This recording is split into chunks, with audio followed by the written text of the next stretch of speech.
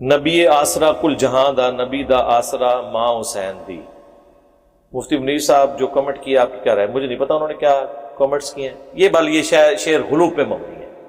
رسول اللہ کے ساتھ اس طریقے سے اگر نبی دا آسرا ماں حسین دی، اس سے مراد یہ کہ جو بخاری مسلم میں حدیث ہے کہ فاطمہ میرے جگر کا ٹکڑا ہے، جس نے اسے تکلیف دی اس نے مجھے دی، یعنی آسرا سے مراد وہ یعنی حضور کے دل کی ٹھنڈک ہے، آنکھوں کا نور ہے۔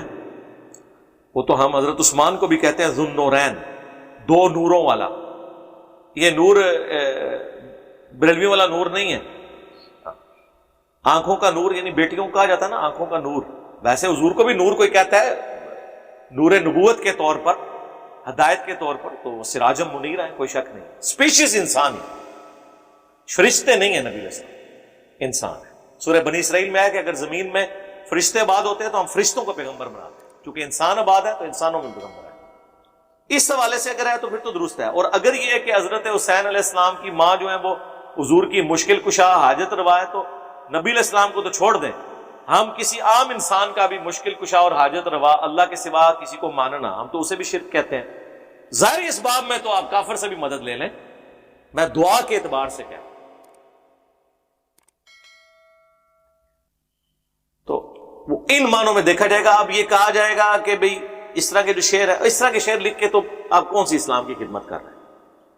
شعر میں آپ یہ دیکھ لیں کہ یہ شعر پڑھتے وقت آپ جس کی شان بیان کر رہے ہیں نا، اگر وہ یہ شعر سن کے خوش ہوتا ہے تو آپ فیصلہ کر رہے ہیں۔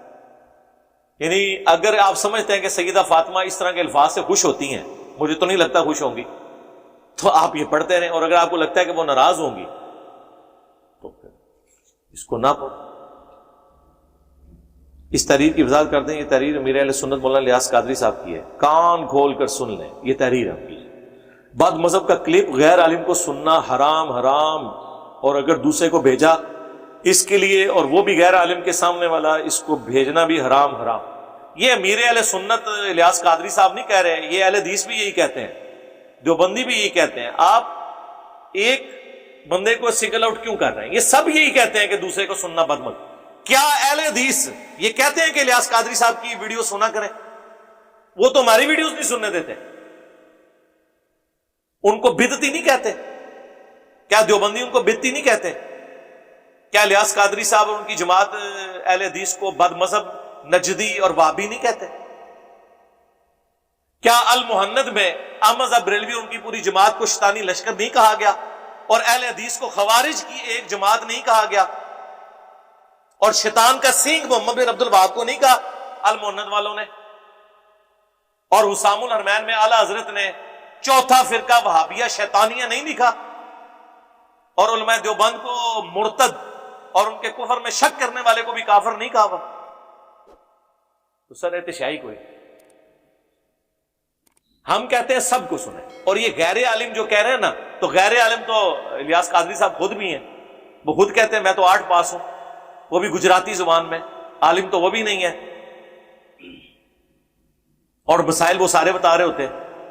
عالم کی ڈیفینیشن پھر آپ نے امیر اہل سنت والی ماننی ہے۔ امیر اہل سنت عالم کی ڈیفینیشن پیر کے حق میں یہ مانتے ہیں کہ پیر جو کتاب اپنی مادری زبان میں کھول کر مسائل اخذ کر سکتا ہو، کیونکہ وہ خود بھی پیر ہے نا، اتنے علماء کے۔ تو ان سے جب پوچھا گیا نا پیر کی شرائط، انہوں نے کہا کہ بار شریعت میں اعلیٰ حضرت کے خلیفہ نے احمد بریلوی سے پوچھ کے پیر کی شرائط لکھی ہے کہ وہ پیر اپنے مرید کر سکتا ہے جو اپنے ضرورت کے مسائل کتابوں سے نکال سکتا ہو، تو وہ چونکہ خود وہ نکال سکتے ہیں تو ٹھیک ہے، بالکل ہم بھی کہتے ہیں عالم سے مراد ہے علم والا، ڈگری والا نہیں۔ ورنہ کیا دیوبندی الیاس قادری صاحب یا تر القادری صاحب کو عالم ماننے کے لیے تیار ہے؟ اور بریلوی جو ہیں وہ الیاس گھومن صاحب کو عالم ماننے کے لیے تیار ہے؟ وہ کہیں گے دیوبندیاں دا عالم ہے، اسلام دا عالم نہیں ہے۔ تارج میر صاحب کو عالم ماننے کے لیے تیار ہے؟ تارج میر صاحب کو تو دیوبندی خود نہیں مان رہے، کہتے ہیں کہ مبلغ ہے۔ مبلغ کیا ہے؟ دیوبند کی ڈگری لی ہوئی ہے انہوں نے، رائیونڈ سے، علماء کی ڈگری ہے ان کے پاس۔ میرے بھائی آپ کے علماء کو اتنی عربی نہیں آتی جتنی ان کو آتی ہے۔ منا کے خیموں میں عربی میں ان کے لیکچرز ہوتے ہیں، عربیوں کو دیتے ہیں۔ تو خدا کے لیے یہ تو نہ کریں کہ آپ کے فرقے کے خلاف ہے تو اب کوئی بات کر دی ہے تو اب آپ اس کو عالم کی ڈگری فارغ کر دیں گے۔